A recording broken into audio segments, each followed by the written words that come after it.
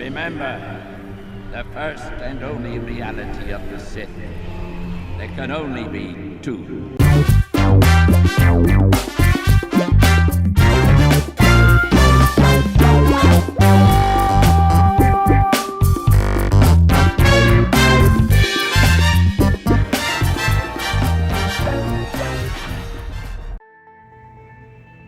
Well, hello there. Welcome to the Royal Rancor. Today we will be discussing the rule of two. I'm sure you've wondered, why can there only be two Sith? In ancient times there were many. In fact, there were thousands. In some cases they even outnumbered the Jedi. But know this. The rule of two does indeed have a purpose. However, depending on which version of it, its necessity can vary. Yes, you see, there are actually 3 versions of the rule of two. How ironic. There's the George Lucas version, there's the canon version, and the Legends version, my personal favorite. Today we will be discussing this, and perhaps a bit more. So, as we discuss the dark side and its greatest order, please feel free to like and subscribe. Leave a comment to let me know who your favorite Sith Lord is, and why. So, without further ado, let us continue. We shall begin with the most simple version of the rule of two, though philosophically, I would argue, the most sound one, the George Lucas version. You see, the Sith are always after power, after things, after influence. Thus, they also often, in fact always, seek to further the self. You see, the Sith, by their nature, are dark and selfish. As a result, they will have a pupil to carry out errands for themselves, but the pupil will become more powerful and, over time, will eventually wish to overthrow the master, but realize he is not strong enough, so he seeks another apprentice of his own. Meanwhile, the master often understands this, and so he finds himself a second pupil to train alongside, or in secret, away from the original apprentice. And of course, the struggle will ensue, and you will see that eventually there will only be 2 left, a master and an apprentice.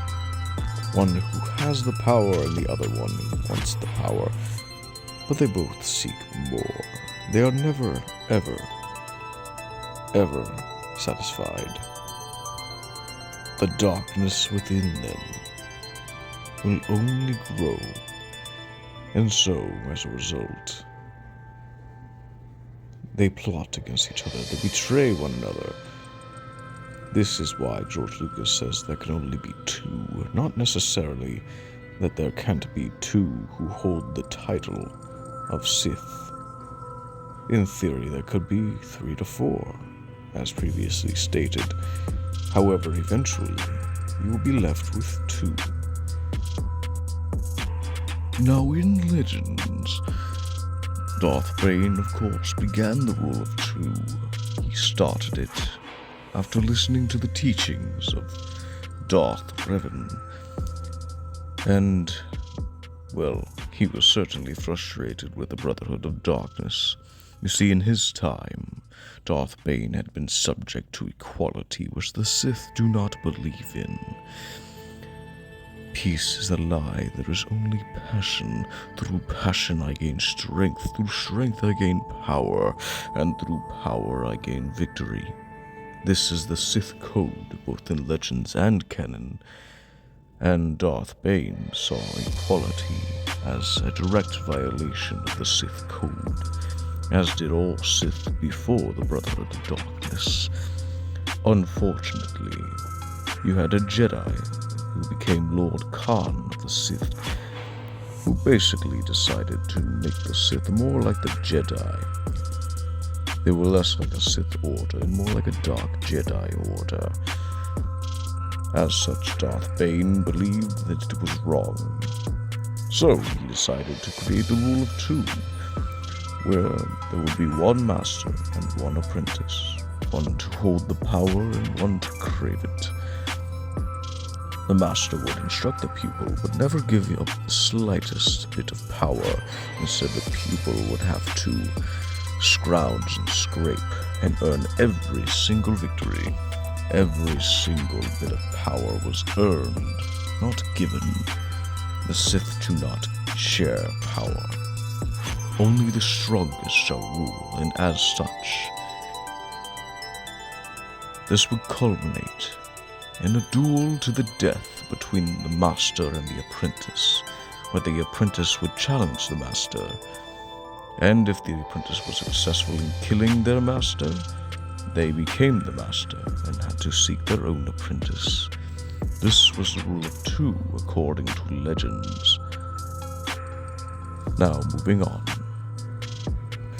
Moving on now, we have the Disney canon version. Admittedly not my favorite.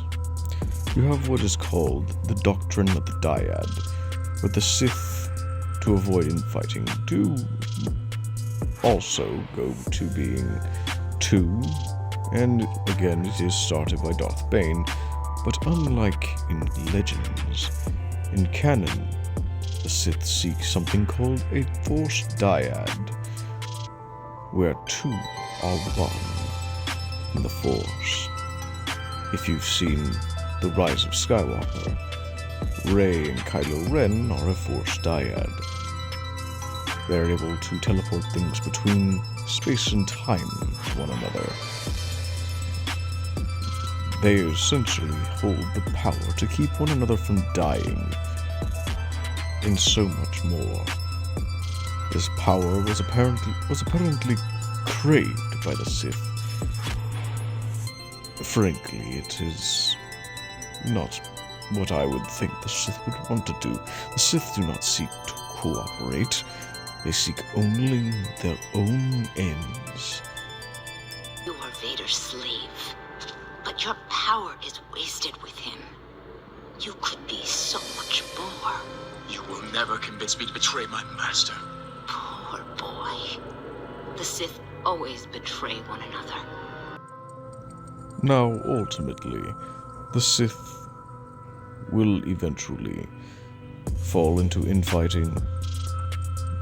The George Lucas version was simply an expression of that notion, while the Legends version was simply a way to turn that infighting into strength instead of weakness, and the Disney canon version was to try to eliminate it entirely.